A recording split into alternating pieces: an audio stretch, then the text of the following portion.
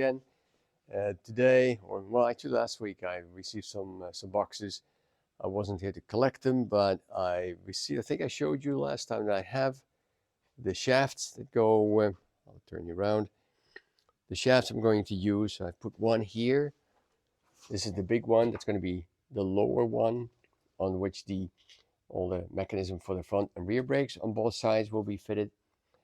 So I have to make a bracket here. It goes to the chassis with bearings, and above it, right above it, okay, hold on, from here to here is where the one for the pedal itself, the pedal assembly, is going to be. That's going to go through the chassis and will actuate the brake booster, and the brake booster will then start pulling on a lever on the shaft, which will help all cable brakes. I'm looking for cables. I'm in not a discussion, I'm in talks with a company who sells cables, and they have most of the clippings as well. Yeah, I'm saying a lot of ums. Anyway, because I like this way of connecting the cable brake. I don't like those flimsy little clampy things. This looks way more, this looks stronger. This looks stronger and more professional. So I'm going to try to find this way of attachment of the cable. Well, there's a lot of levers here that I will have to fit and change. And the other thing I got, or I found when I got home last night, this is the material I ordered online.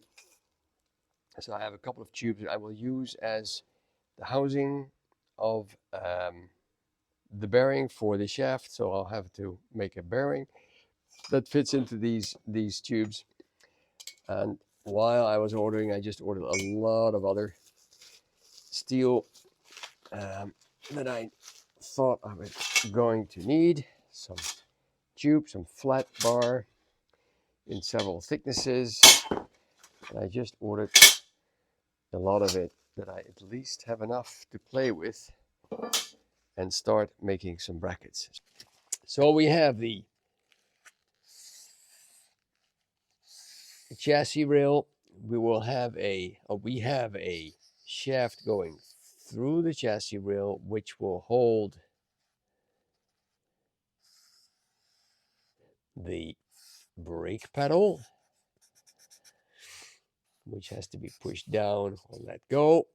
Pushing it down will mean that you will have a lever on the outside, since we're putting the brake booster and all the brakes on the outside of the chassis rail. And we'll have a lever on the outside, which will operate the shaft at the bottom. And the shaft at the bottom is going below the gearbox of the Triumph. And these two shafts used to go through the bell housing of the old Citroen engine, and they were also closer together. So I have to spread them out because of the gearbox of the new Triumph engine forces this axle down. And in order to have it float here, I have to make a bearing around the shaft on both sides of the chassis. I have to make a housing, and I have to make some kind of a bracket, which will then hold this shaft at the right angle and at the right strength. And this shaft will operate both the both the front and the rear cable brakes, like this. This one goes front, this one goes to the back, and then we have the brake booster. Well, booster will be like here, and here it has an arm which will pull the lever for the front brakes, but at the same time operating the back brakes. And it will be how do you say that? Will be operated because this one opens the vacuum where the piston, which is in here, goes that way, and this one then goes. Am I correct?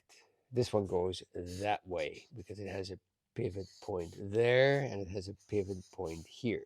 So there's a momentum there. On this shaft, sorry, on this arm will then be put to another bracket that's behind here, which will be operated by this brake pedal movement. So this one will push down, this one will pull, the vacuum goes in, and this one is pulled forward. This is the system, and this is the bracket I want to make. It's the bracket that holds the shaft going from left to right, operating on both sides, both the cable brakes for front and back. So, hope this is somewhat clear, but that's what we're going to make.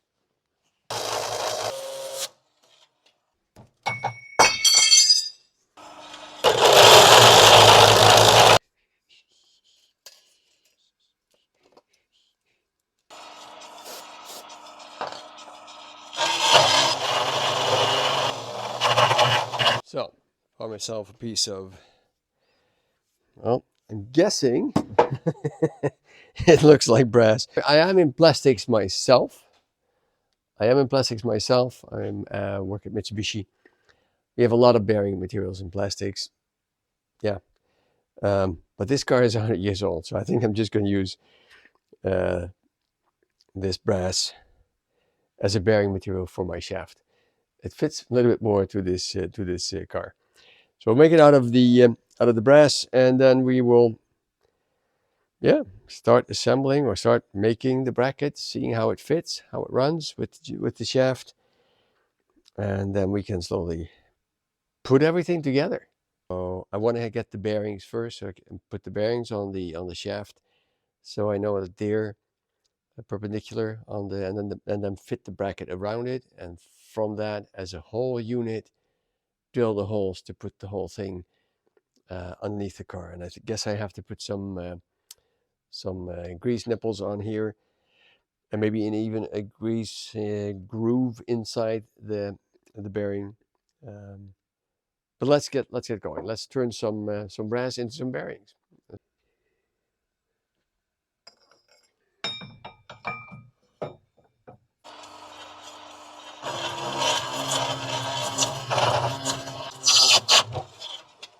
Well, at least it's very soft. So there's bound to be some tin or maybe even some lead if it's old enough. Who knows? And so then it's just getting the brass into the lathe. And as you can see, I have a clock there because my dials are all in inches. So I'm doing it via this way, and it works fine. So it's just leveling off the front of the bearings, and then just drilling, and it just goes by steps, drilling it up to its right diameter, and then it's just measuring it once in a while. In the end, it took me about 20 minutes to make the two bearings. So it's really easy material. So there must be something into the copper or the brass. There must be some kind of a lubricant. So this is just pre-fitting the shaft. I cut a little piece off so I can use it as a test piece. And then we had to cut the outside of the bearing. In the end, have to make a little flange on them. And here's just so, and I'll explain later. Burr in the front, but the housings of the bearings, I forgot that they were welded. So on the inside they have a weld which has burrs on it. So I had to turn out the housings in which the bearings will go. The axle goes in quite smooth. So I think I'm going to leave this, cut it off and clean it up. This one I did on the inside. And this one almost goes on. And I wanted a little bit of an interference fit. So this is good. I'm not going to go any further on this one. So I'm trying to look at where exactly he's going to be fitted. And this height from the rail. I am, okay, let's see, show you, I am clearing the gearbox, and the gearbox can still move up and down a little bit. Maybe the clearance, yeah, don't get distracted by this bearing, because this is going to the other side, but maybe I should lower it a little bit more. But on the other hand, I can always lower this bracket. Now it's just that the red is the magnet. I'm trying to see how I'm gonna attach the tube welded to the bracket itself and make some kind of a strong connection. And I forgot I need to turn down these ends on both sides, and I have to determine the length as well, but I think that's next stage. First I have to make these brackets so I have some kind of a starting point to go from. So let's do some measuring, cutting, welding. And it is not too low. The front axle and the steering arm or steering rod, I should say, is going to be lower to the car, and even the sump is going to be lower than this brake shaft is going to be. So it's fine, and it will look kind of interesting. So here I got all the pieces of metal, and now I'm tacking them so that they are exactly the same left and right. And this is pretty easy going. Everything is new steel, so it's easy to weld. No need to further cleaning. And then I had the idea of making some braces over the side to make it look more authentic, I thought, and make it a lot more stronger than just the two side plates holding up the bearing or holding down the bearing, because it's hanging from the frame. But yeah, that took a lot of work, a lot of grinding. Making it a little bit more a flowing design. Anyway, I tested them. I was not happy with them at all, the way that it looked. So we're going to do this differently. So my decision was to put a band on the outside of the bracket, going over the bearing housing and then folding down. So I took out my acetylene oxygen bottles and burner, and then just heated it up till it was red hot and bending it over the brackets.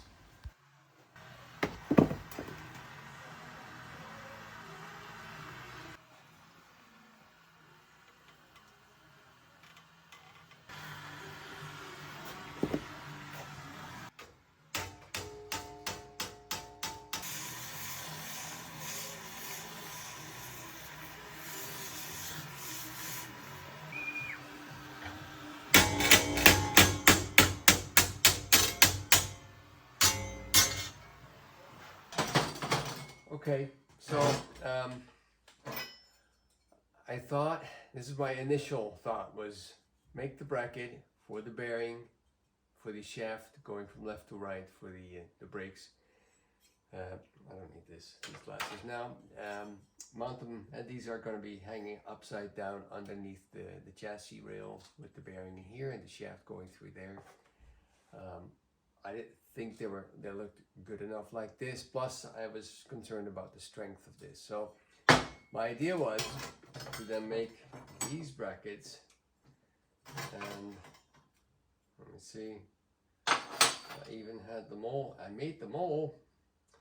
This one was going to go here, I believe, and this one was going to go over there. In the middle, I thought, and yes, it would give me some issues with the bolts, but still, this was the idea first, but it doesn't look good. So you have something in your head, at least I have something in my head, and then I put it in metal, and then it doesn't look good at all. So after a lot of grinding, cutting, taking these pieces, making these pieces for the two brackets. I'm gonna discard them. This is what I came up with in the end. So a band which I heated up with my oxygen acetylene. I think it's a plumber's pool. Heated it up, formed a band over the housing for the bearing, and then drilled some holes, and then welded those, filled those again. They're telling me 10 millimeter holes, and I welded them with with my MIG welder, all the way to the top, and I give a little bit of a nice taper there. This looks a lot more authentic, and yes, this, I don't like it that much, but this actually gives a lot of strength as well. I don't think it's going to need the strength, but if I hit it at all with a rock or tree, I don't want this to come off. I just this needs to be strong, but it needs to be pretty as well. So I think it's both. I'm happy with it. And now I'm going to make the second one. So yeah, still a few hours to go.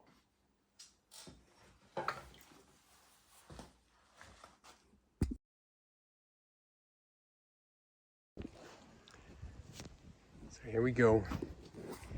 We have the two brackets put together. I've sanded them a little bit to get the coat, or I call it the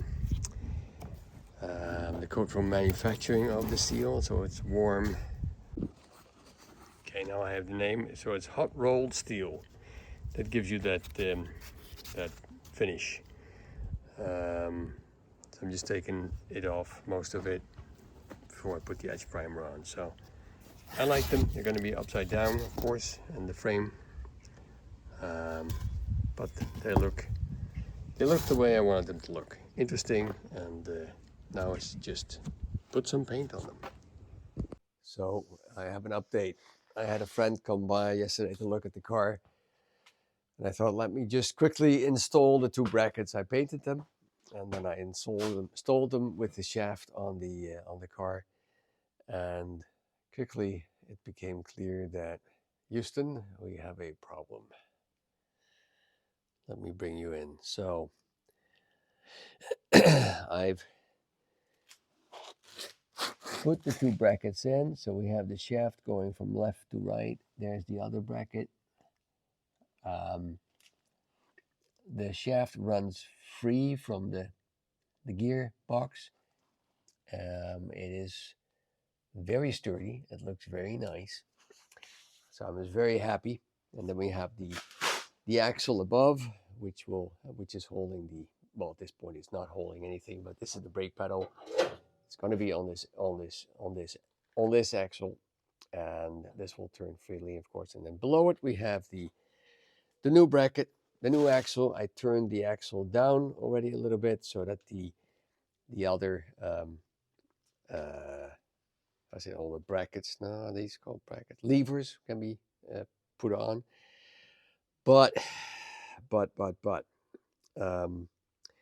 this already has enough clearance. I was happy with it because it's still, the sump is lower. So I thought this was fine until I started putting on the brackets. Now this one, the brackets, the levers. The levers, I guess the levers, they're called levers. Anyway, this one goes on like this. And this one is still fine.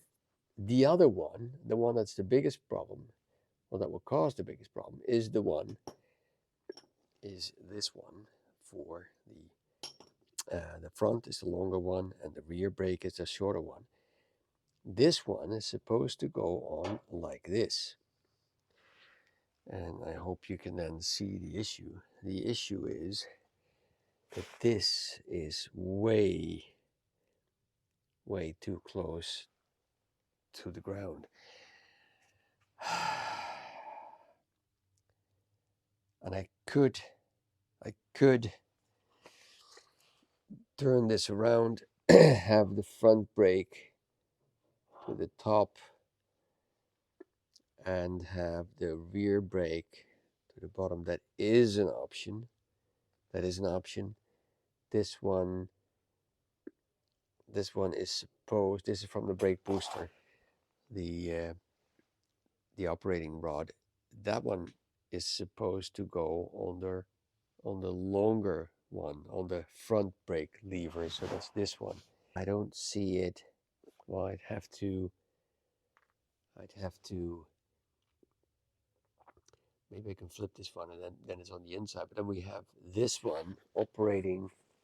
Yeah, I would have to move him up somewhat more. I have to move him up somewhat more. But it's still going to be an issue. What I could perhaps still do, I think I find this very low to the ground. Hi, Boodly Boo. You're coming to check us out. Hi. Yeah, I know. It's good. Yeah. It's good. So what I could try, I have two options now. I can accept it. I can accept the distance, the floor to the ground. I can see if I can solve it with the booster operating or being operated and then operating the longer lever, because that's what it needs to do. Might be able to flip it upside down. That might work. I have to check that. The other option is that I was thinking about is if I move the shaft to the rear, we do have more space here. If I can get it to come out here, I can get it closer to the frame rail.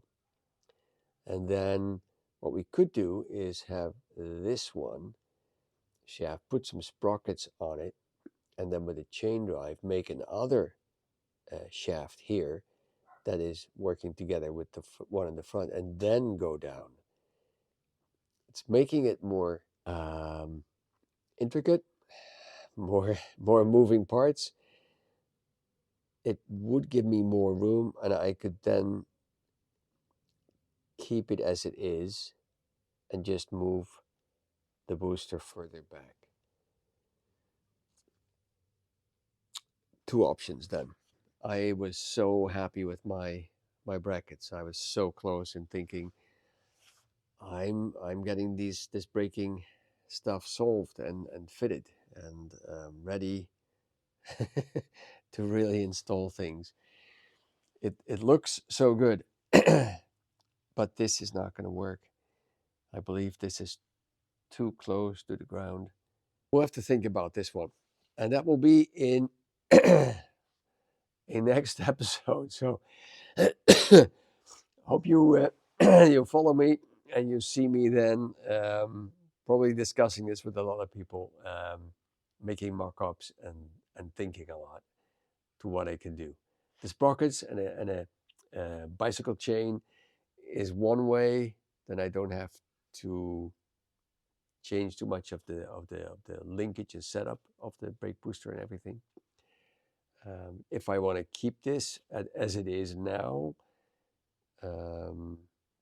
yeah, I'll have some other things to figure out. So hope to see you next time on this wonderful, thrilling plan that I will have thought up then, hopefully, by the next video. I will think about it. I will talk to some people and I will try to figure this out. On to the next episode. Thank you for watching. I hope to see you next time.